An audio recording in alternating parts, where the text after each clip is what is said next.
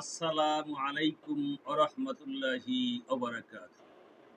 আউযু বিল্লাহি মিনাশ শাইতানির রাজীম। বিসমিল্লাহির রহমানির রহিম।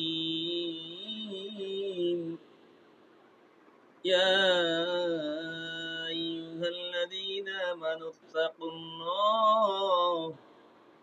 حق تقاته ولا تموتن إلا وأنتم مسلمون صدق الله العظيم وقال النبي صلى الله عليه وسلم المسلم من سلم المسلمون من لسانه ويده صدق النبي المرسلين।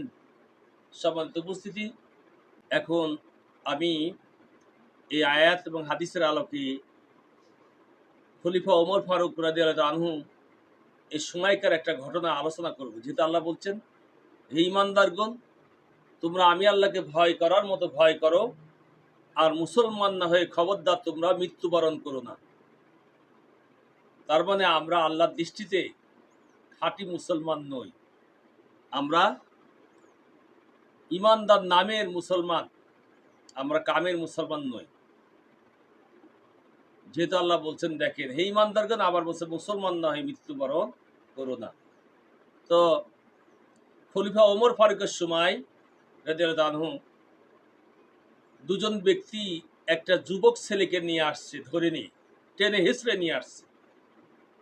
টেনে হিঁচড়ে নিয়ে আসলে যুবক ছেলেটা আসতে চায় না খলিফার দরবারে।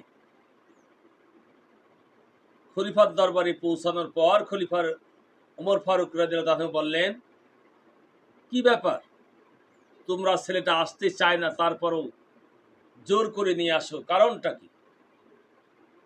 এই কথা বলার পর ওই দুজন লোক বলল, এই ছেলেটা আমাদের পিতাকে হত্যা করে ফেলেছে। বলছে, কিভাবে হত্যা করেছে? তো ওই ছেলেকে বলা হলো, ও ছেলে, তুমি বলো তো। ছেলেটি বলছে, আমার বাড়ি অনেক দূরে, আমি এই এলাকায় উটের পিঠে আরোহণ করে একটা কাজের জন্য এসেছি। তা আমি ছোট মানুষ, আমি এলোমেলে থাকা অবস্থা আমার উটটাকে আমি খেয়াল করিনি। উটটা যিনি মারা গেছেন ওনার বাগানে চলে গেছে।